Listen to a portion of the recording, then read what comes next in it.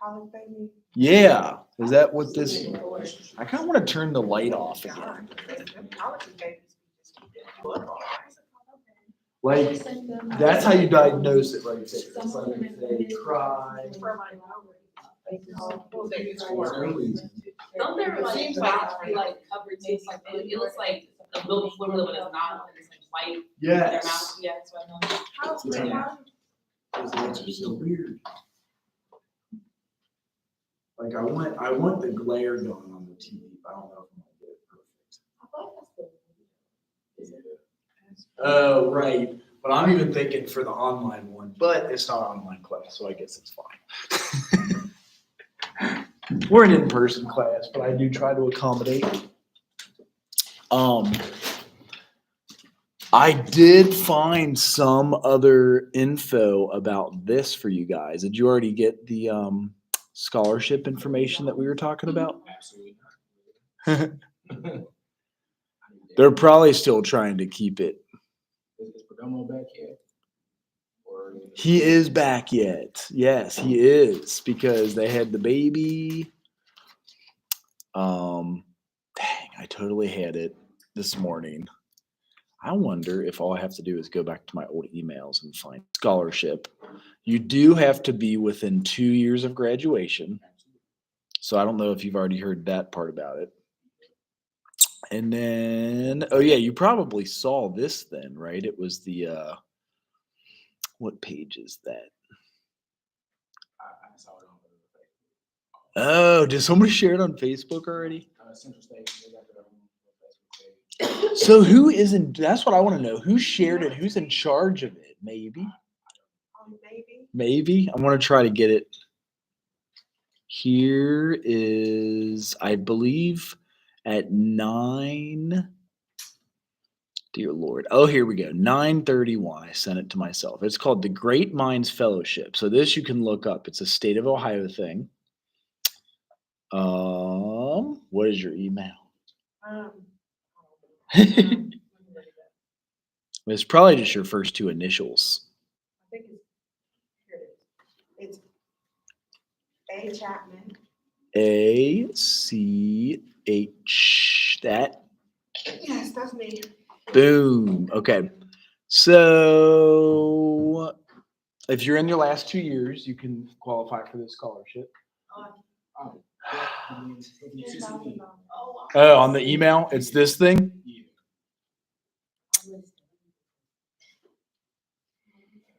And I'm only slowly getting the info as you guys get it too. Can you email it to me too? So what is your all's emails? Love, LOVE, HY, yeah. That? Yep. For real? Yep.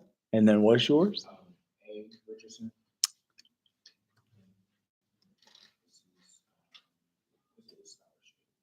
Is it one at CSU? 2. Oh, is there 2 of you? That would be confusing. Okay. So it is juniors and seniors. What's confusing is Perdomo's ahead of the lead on the grant, and he's psychology, but the grant is only for social work students. What'd you say? It is weird for him to be the head of I it. gotta read it. I'll read it. Cause I know him. I'll read through it all. It basically is for people who will get a license in the state of Ohio to practice mental health. I need to hurry up and apply for that today. Right. So I don't even know how many juniors and seniors we have, because we have to spend down all the money by a Right, year from depending now. on who I'll get accepted. Really? Right. I really need that. Yes. I really need it. I was telling people I need a little bit of that 50 cents too. That would be helpful. I'll let you. I'll give you I'm just kidding. No, you don't give me anything. I get it. I applied for every dang thing I could find. And that's where we were at. Even people that are freshmen, I was saying. It's good just to hear about it and keep an open True, mind of, right. scholarships you could have. So what I want to know is, why did we only get 300,000 for 30 students, and there's 45 million available? Where the heck is the other Oh, 44 exactly. million and 700,000? But you know, it's other HBCUs HBCU, all these other colleges. I mean, it might be just for like Ohio State University. Okay, so it is to Ohio. Oh, okay. That's what I'm guessing. I don't know where. Okay. Oh, right. So where the other funding at? 44,700,000. Yeah. We need all 45. So it is for the next 12 months. Okay. And then apparently we have to write up a report on it. So that's why I am glad Edison's in charge of it. It's like a book report. He can write that up. Up to 10 grand. It is for licensed folks. Social work, marriage and family therapy, mental health counseling, psychiatric nursing, and substance abuse. Are all of you social work in here? Yeah. Okay. It sounds like only social workers qualify. Is it just the paper you have to write? I'll read it. I won't ask, but I hate when people do that to me. I mean, I'm finding out as I find out from you guys. So, oh, okay. Here's it says people CBH, so community behavioral health centers, are eligible, partner with So eligible basically college. anybody within the So maybe you need to do your internship right. at, and then Oh, you have to be in doing your internship? see, I don't want to say that either because they say within 2 years. Obviously, You can't be in an internship yet. right? If Unless you're you within do 2 something. years, you only do internship either 1 or 2. Right. At NKU, we had 2 half a semesters. So 2 years would be like 4 semesters. There's only 1 semester you do your internship. But maybe they do. What they're going to do is direct you to do your internship at a public community behavioral health center. That's what I'm feeling because they do that with our other grant is for child and family services. And you do have to work for CPS to get that. When you graduate, you dedicate 1 year to CPS and they give you $5,000 or $10,000 sign-on bonus. So I work at Job and Family Services for 8 years, but You would never go back. No, I would never work for Family Children Services.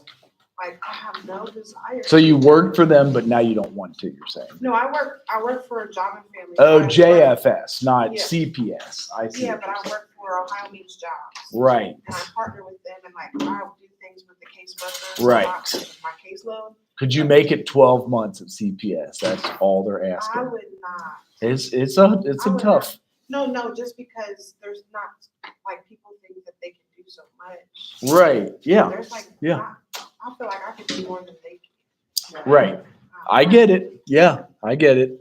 That's So probably why their attrition rate is why they're heavily recruiting and like paying. Exactly. So I guess the good news is you would only have to make it 1 year. I know. I did some weird stuff for 1 year. It's always a catch to something. There is. It's like You matter gotta- what you do. You got to sign up and give the time. Like, yes, it's always gonna You do the time, you do the crime. It's be definitely hard. You know, luckily all the weird stuff I had to do to get funding for college and schools, nothing had to be illegal or Are like, you serious? yeah.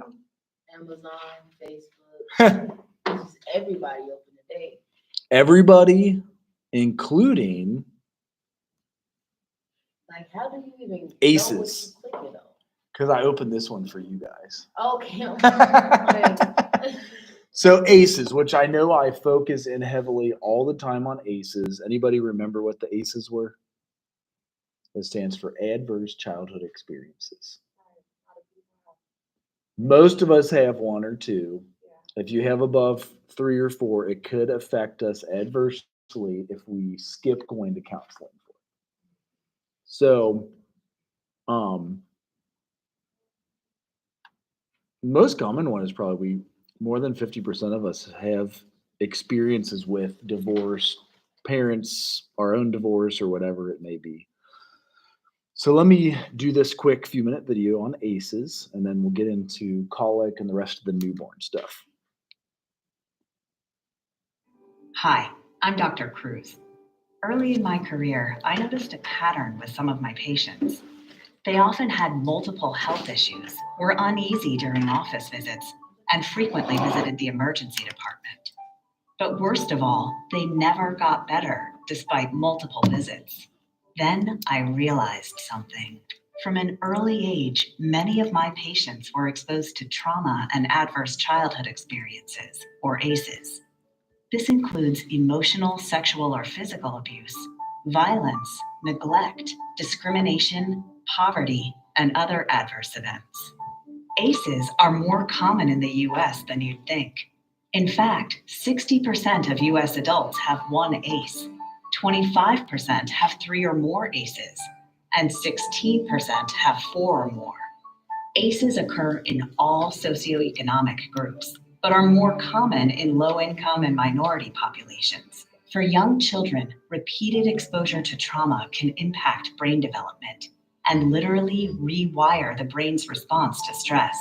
So as they grow up, many struggle with issues related to emotional regulation, like depression, anxiety, or substance use disorders.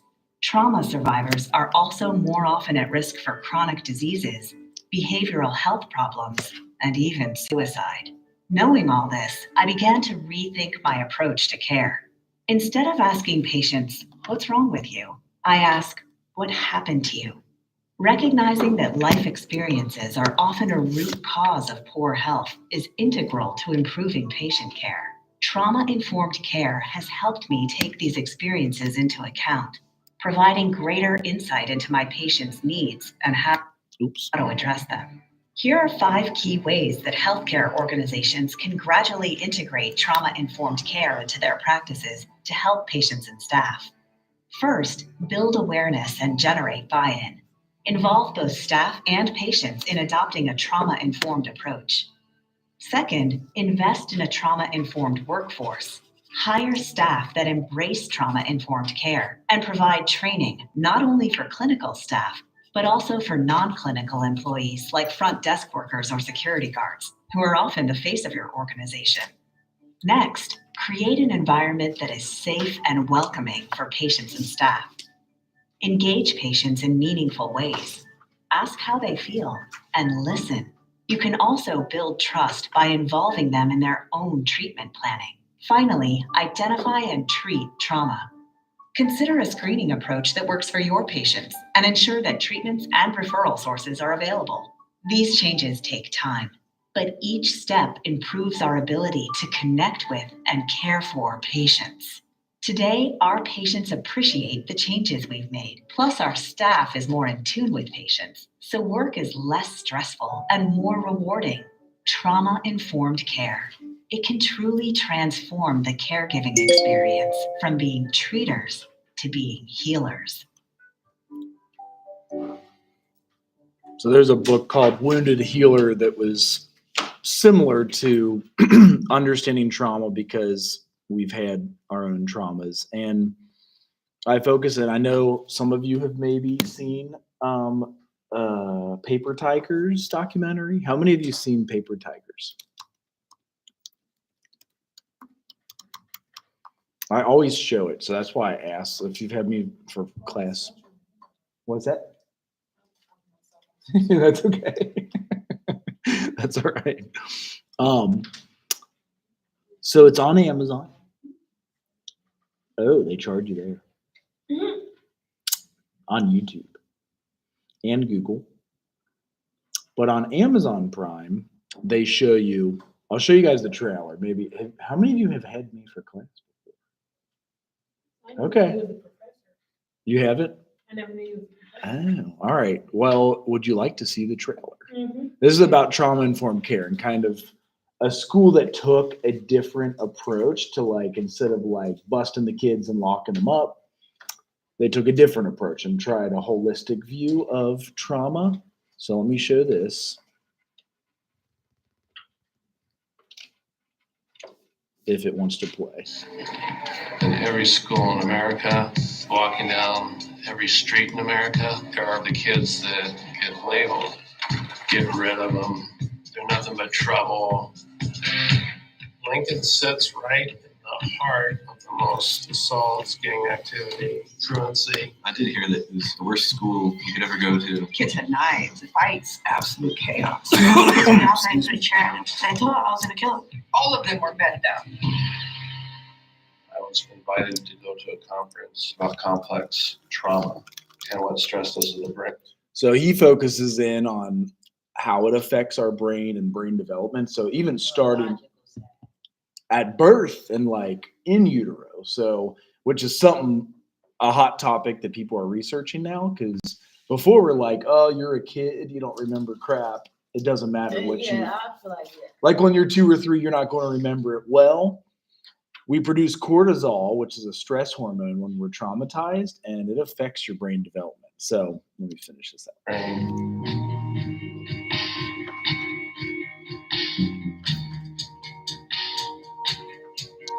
The behavior isn't the kid. The behavior is a symptom of what's going on in their life. My mom was okay, and Shanley.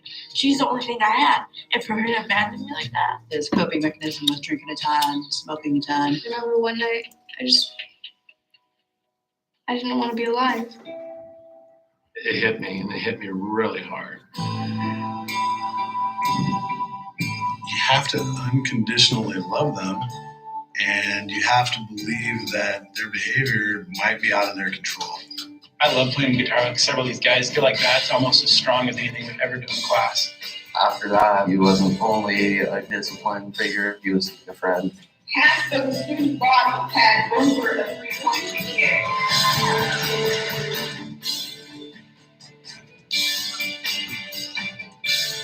To watch their confidence come back has been incredible. I'm not by myself anymore. I got a team. If I can do it, all of you can definitely do it. It's not that I'm judging you. I know why you're smoking weed. I know why you smoke that. I know why your fights you don't want to feel. I mean, that's the big challenge is I'm asking you to try feeling for a little bit because sometimes when you feel, they guide you beyond and not where you are.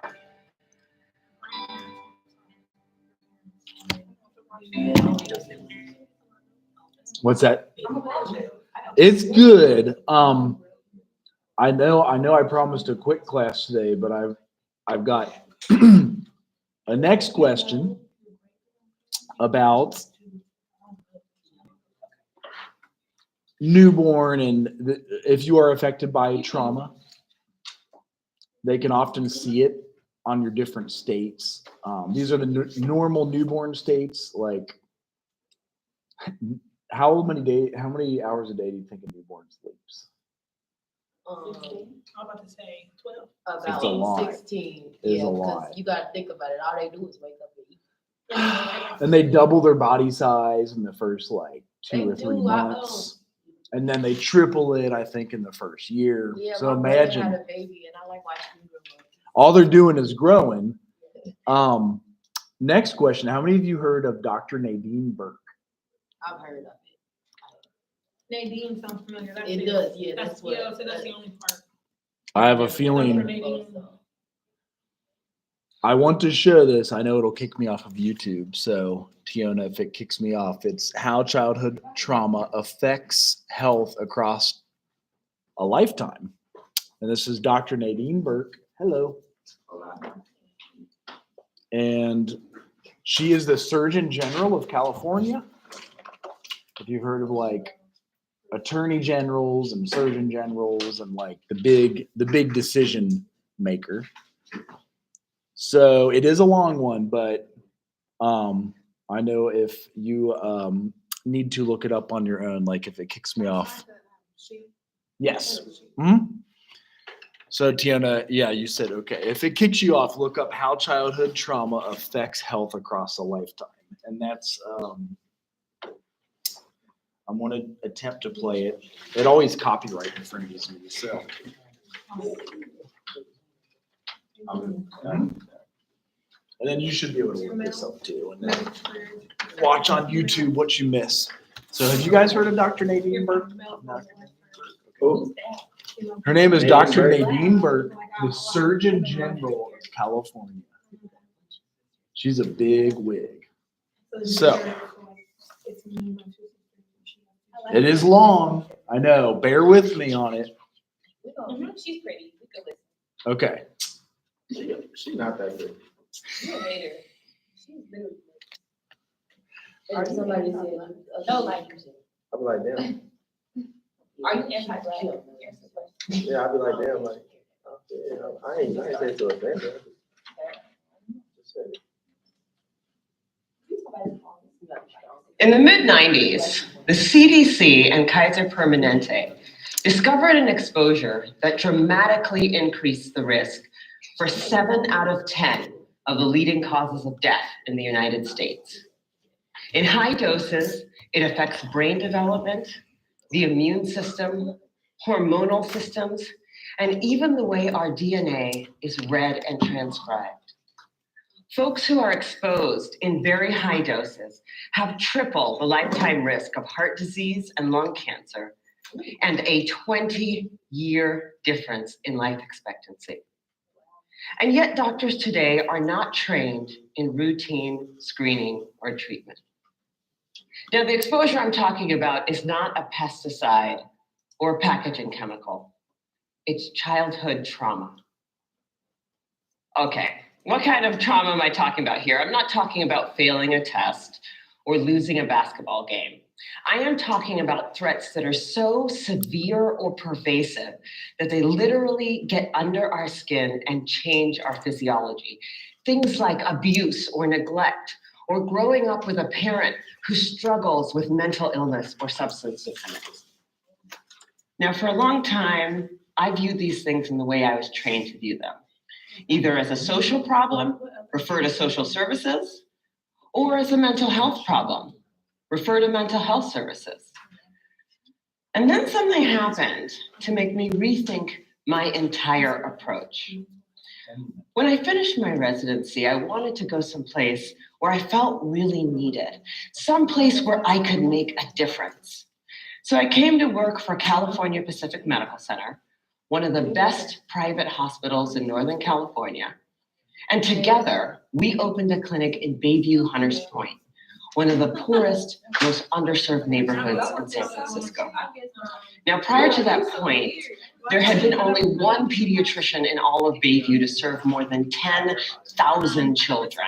So we hung a shingle and we were able to provide top quality care regardless of ability to pay. It was so cool. We targeted the typical health disparities, access to care, immunization rates, asthma hospitalization rates, and we hit all of our numbers. We felt very proud of ourselves. But then I started noticing a disturbing trend. A lot of kids were being referred to me for ADHD, or attention deficit hyperactivity disorder. But when I actually did a thorough history and physical, what I found was that for most of my patients, I couldn't make a diagnosis of ADHD. Most of the kids I was seeing had experienced such severe trauma that it felt like something else was going on. Somehow, I was missing something important. Now, before I did my residency, I did a master's degree in public health. And one of the things that they teach you in public health school is that if you're a doctor and you see 100 kids that all drink from the same well, and 98 of them develop diarrhea, you can go ahead and write that prescription for dose after dose after dose. Or you can walk over and say, what the hell is in this well? So I began reading everything that I could get my hands on about how exposure to adversity affects the developing brains and bodies of children. And then one day, my colleague walked into my office and he said, Dr. Burke, have you seen this? In his hand was a copy of a research study called Adverse Child Experiences Study. That day changed my clinical practice and ultimately my career. The Adverse Childhood Experiences Study is something that everybody needs to know about. It was done by Dr. Vince Felitti at Kaiser and Dr. Bob Onda at the CDC, and together they asked 17,500 adults about their history of exposure to what they called adverse childhood experiences, or ACEs. Those include physical, emotional, or sexual abuse, physical or emotional neglect, parental mental illness, substance dependence, incarceration, parental separation or divorce, or domestic violence. For every yes, you would get a point on your ACE score. And then what they did was they correlated these ACE scores against health outcomes. What they found was striking. Two things. Number one, ACEs are incredibly common. 67% of the population had at least one ACE, and 12.6%, 1 in 8, had 4 or more ACEs. The second thing that they found was that there was a dose-response relationship between ACEs and health outcomes. The higher your ACE score, the worse your health outcomes. For a person with an ACE score of 4 or more, their relative risk of chronic obstructive pulmonary disease was 2.5 times that of someone with an ACE score of 0. For hepatitis, it was also 2.5 times. For depression, it was 4.5 times. For suicidality, it was 12 times. A person with an ACE score of 7 or more had triple the lifetime risk of lung cancer and 3.5 times the risk of ischemic heart disease, the #1 killer in the United States of America. Well, of course, this makes sense. You know, some people looked at this data and they said, come on, you know, you have a rough childhood, you're more likely to drink and smoke and do all these things that are going to ruin your health. This isn't science. This is just bad behavior. It turns out this is exactly where the science comes in. We now understand better than we ever have before how exposure to early adversity affects the developing brains and bodies of children. It affects areas like the nucleus accumbens, the pleasure and reward center of the brain that is implicated in substance dependence. It inhibits the prefrontal cortex, which is necessary for impulse control and executive function, a critical area for learning. And on MRI scans, we see measurable differences in the amygdala, the brain's fear response center. So there are real neurologic reasons why folks exposed to high doses of adversity are more likely to engage in high-risk behavior. And that's important to know. But it turns out that even if you don't engage in any high-risk behavior, you're still more likely to develop heart disease or cancer. The reason for this has to do with the hypothalamic pituitary adrenal axis, the brain's and body's stress response system that governs our fight or flight response. How does it work? Well, imagine you're walking in the forest and you see a bear. Immediately, your hypothalamus sends a signal to your pituitary, which sends a signal to your adrenal gland that says, release stress hormones, adrenaline, cortisol. And so your heart starts to pound, your pupils dilate, your airways open up, and you are ready to either fight that bear or run from the bear. And that is wonderful if you're in a forest and there's a bear. But the problem is what happens when the bear comes home every night. And this system is activated over and over and over again. And it goes from being adaptive or life-saving to maladaptive or health-damaging. Children are especially sensitive to this repeated stress activation because their brains and bodies are just developing. High doses of adversity not only affect brain structure and function, they affect the developing immune system, developing hormonal systems, and even the way our DNA is read and transcribed. So for me, this information threw my old training out the window, because when we understand the mechanism of a disease, when we know not only which pathways are disrupted, but how, then as doctors, it is our job to use this science for prevention and treatment. That's what we do. So in San Francisco, we created the Center for Youth Wellness to prevent, screen, and heal the impacts of ACEs and toxic stress. We started simply with routine screening of every one of our kids at their regular physical, because I know that if my patient has an ACE score of 4, she's 2.5 times as likely to develop hepatitis or COPD. She's 4.5 times as likely to become depressed, and she's 12 times as likely to attempt to take her own life as my patient with 0 ACEs. I know that when she's in my exam room. For our patients who do screen positive, we have a multidisciplinary treatment team that works to reduce the dose of adversity and treat symptoms using best practices, including home visits, care coordination, mental health care, nutrition, holistic interventions, and yes, medication when necessary. But we also educate parents about the impact of ACEs and toxic stress the same way you would for covering electrical outlets or lead poisoning. And we tailor the care of our asthmatics and our diabetics in a way that recognizes that they may need more aggressive treatment given the changes to their hormonal and immune systems. So the other thing that happens when you understand this science is that you'll want to shout it from the rooftops, because this isn't just an issue for kids in Bayview. I figured the minute that everybody else heard about this, it would be routine screening, multidisciplinary treatment teams, and it would be a race to the most effective clinical treatment protocols. Yeah, that did not happen. And that was a huge learning.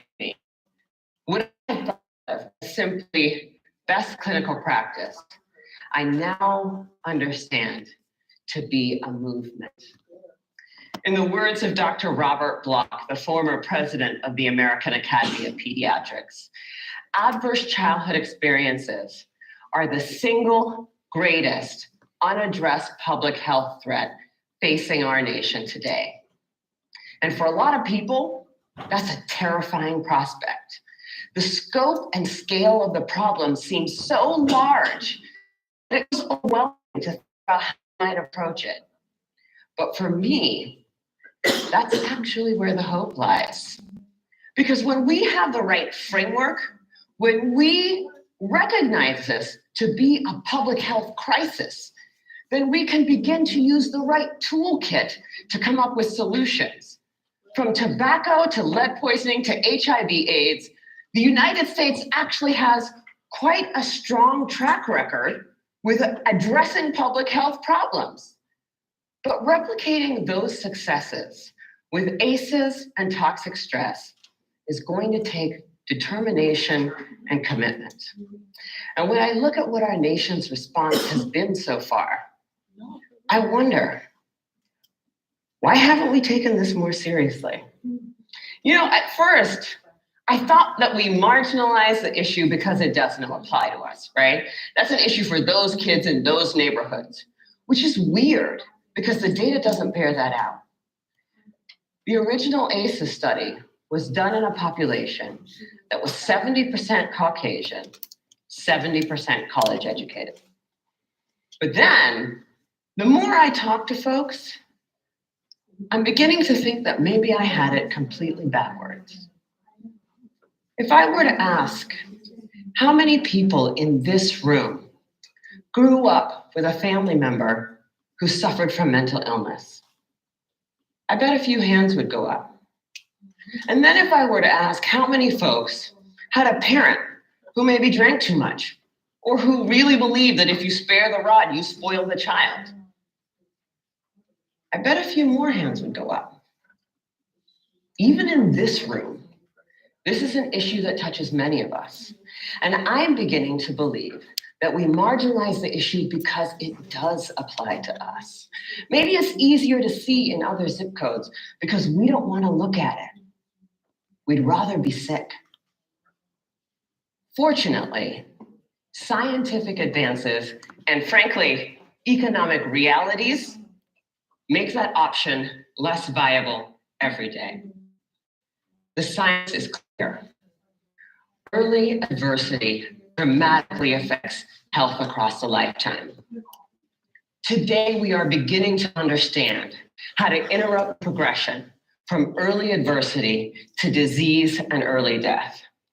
And 30 years from now, the child who has a high ACE score and whose behavioral symptoms go unrecognized, whose asthma management is not connected, and who goes on to develop high blood pressure and early heart disease or cancer will be just as anomalous as a 6-month mortality from HIV/AIDS.